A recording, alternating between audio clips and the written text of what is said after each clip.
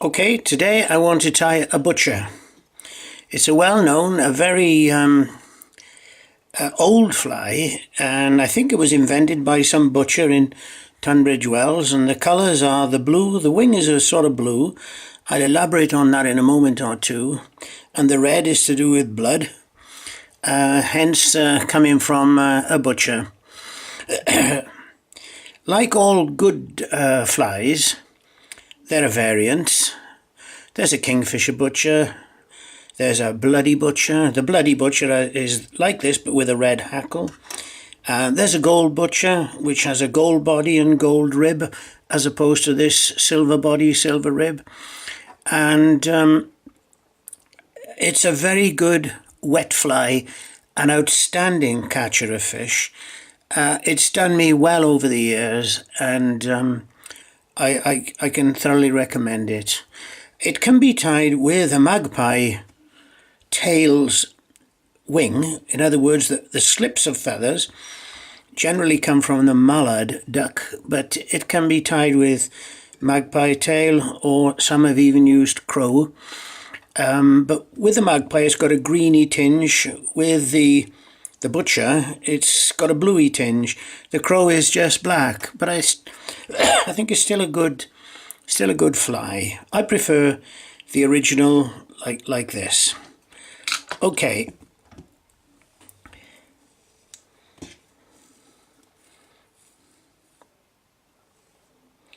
I'm going to start by waxing the silk.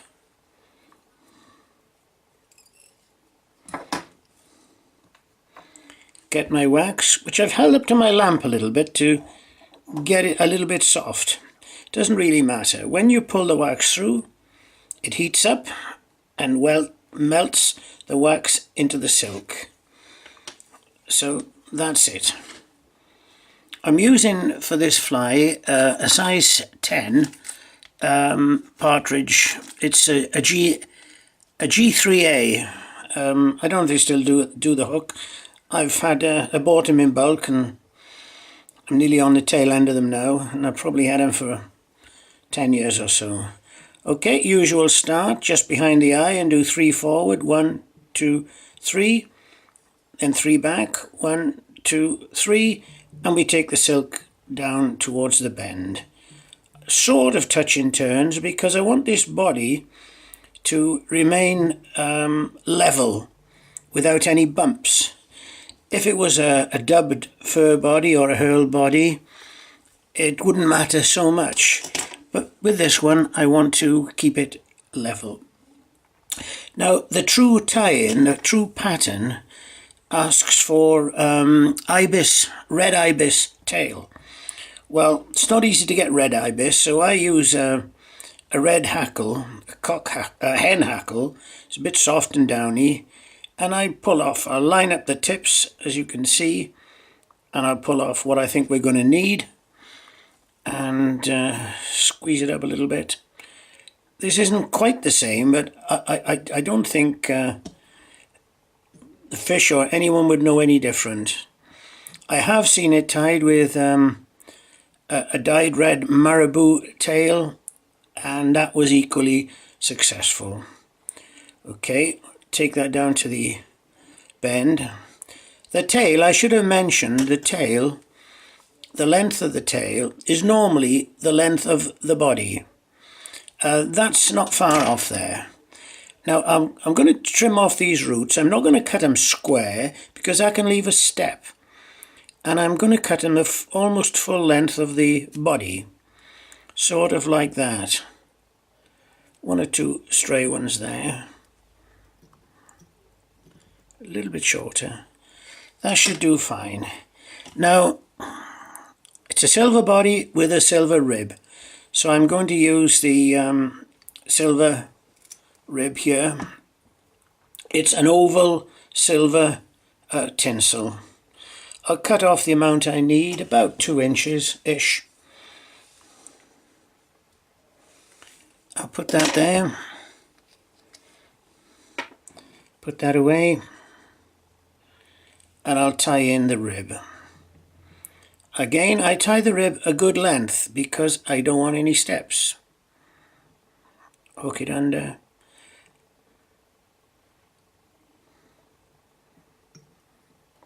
Now I'm going to take the silk all the way down to towards the bend, the eye, I'm sorry, towards the eye, just like that.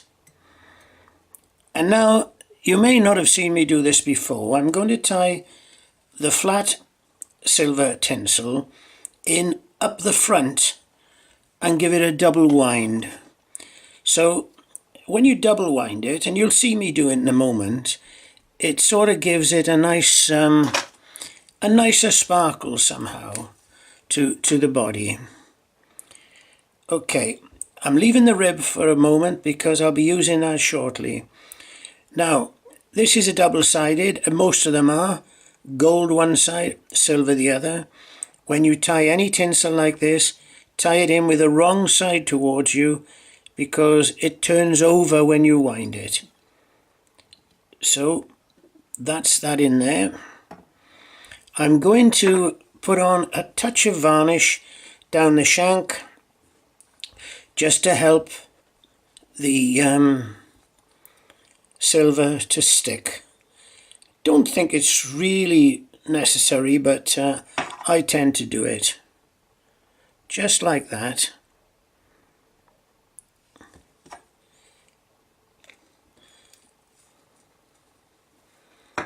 And I wind on the rib.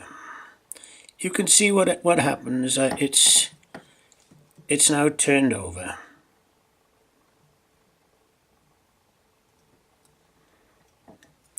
And the silver is showing.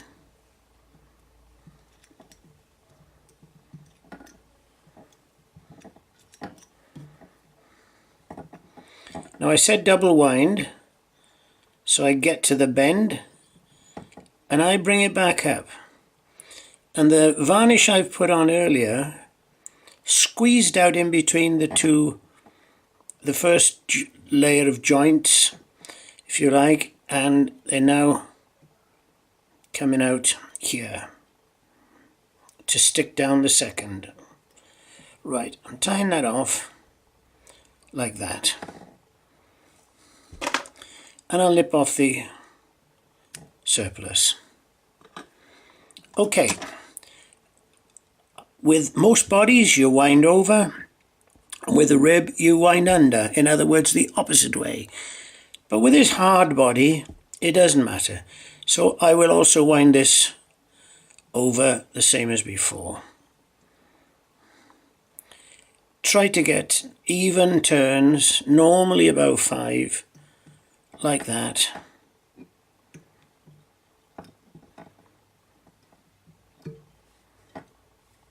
It's not always 5, it just depends. Okay, secure that.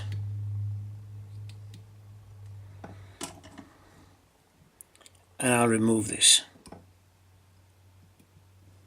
with my scissors.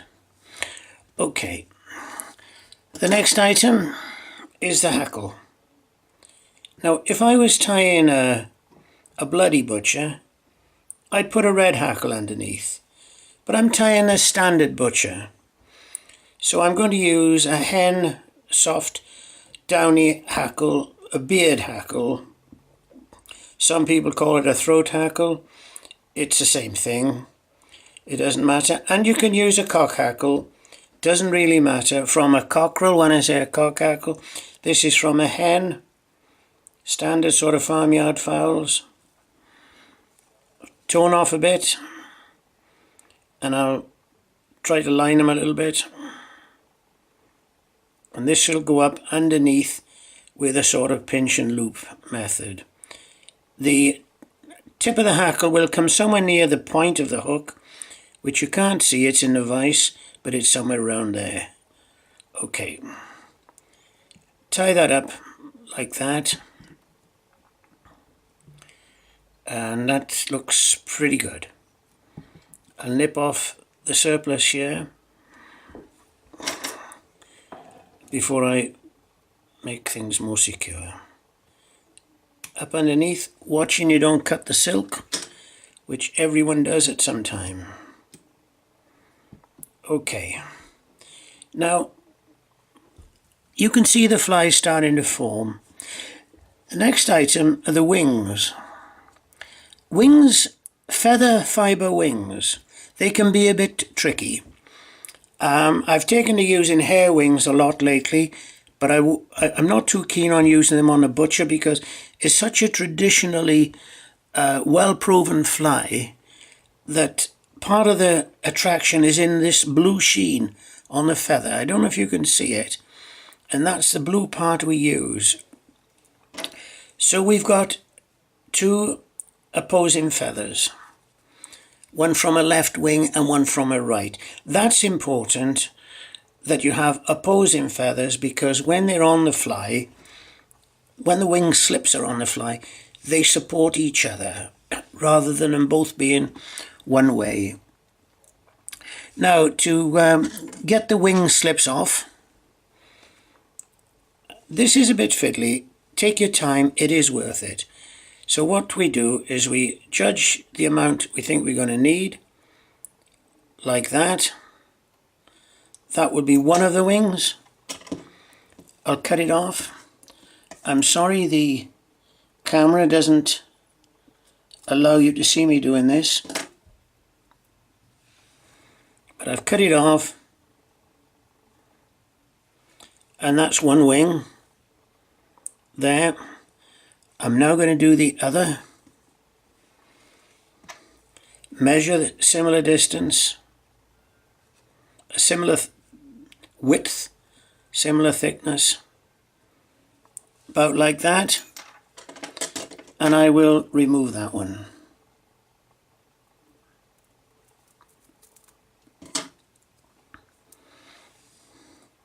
Now, my next job is to line up the tips, to get them in line.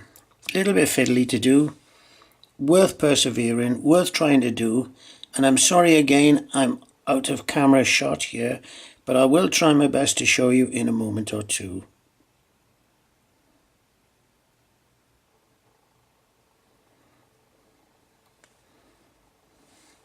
I'm trying to line things up here, not the stubs, but the tips. See those tips? That's what I'm trying to do. Get them lined up a bit like that. It is a teeny bit fiddly.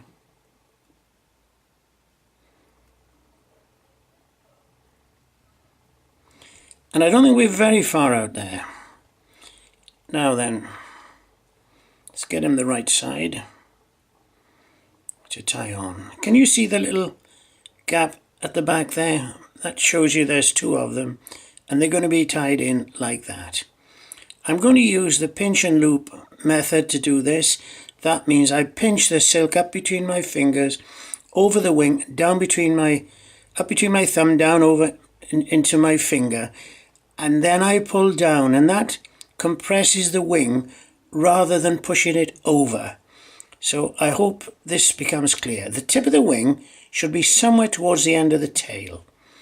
Okay, let's see what happens.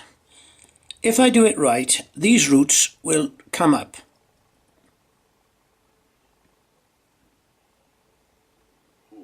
Looks reasonable. Now, I don't want to wind on to the wing, because that could then push it over. So I can wind forward like that, but I don't want to wind back onto the wing. Okay, now that's not far out. I will now go in with my scissors at the angle of the eye to trim this wing. Do I need to do it all in one go? Some off like that. Some off like that. Little stub there. Doesn't matter, it'll be lost in the tie-in and the windings in a moment. Okay, now my silk is towards, and I tidy up the head.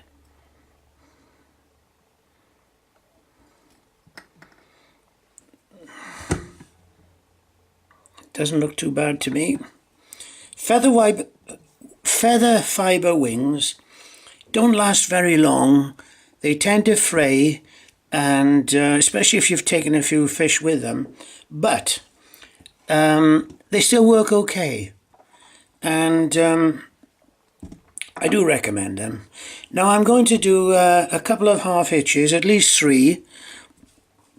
Before I do that, I touch the head with varnish.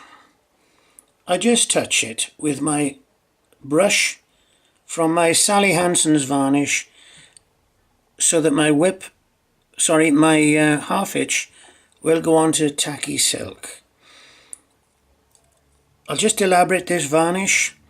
It's Sally Hansen's, which you buy at Tesco's or Boots or somewhere. It's for nails, ladies' nails. It's called As Hard as Nails, and it's I use it, I like it. Okay, I'm going to do the half hitch. I'm going to do several. All you do is you just give a twist, like that, turn it over, and put the loop over the eye, and draw it up. That's one. Then another, draw it up. Then another, draw it up. I found some of these starts and finishes of fly a bit difficult when I started. Now, while it's hanging there, I'm going to varnish the head. Now, you can either use the Sally Hansen's with the brush, which I've tapered. I gave this a good shake, by the way, before starting, but I've tapered the brush. And now I'm just going to, I've still got my silk hanging there, I'm going to varnish the head. Now, a little tip. The half hitch is not as secure as a whip finish, but it's easier to master for newcomers. But you can often find, if you cut the silk tight, the half hitch can unravel. So what I tend to do is, while this varnish is drying, I cut the silk, I leave about 1 inch, like that. And when it's all dried up, I then,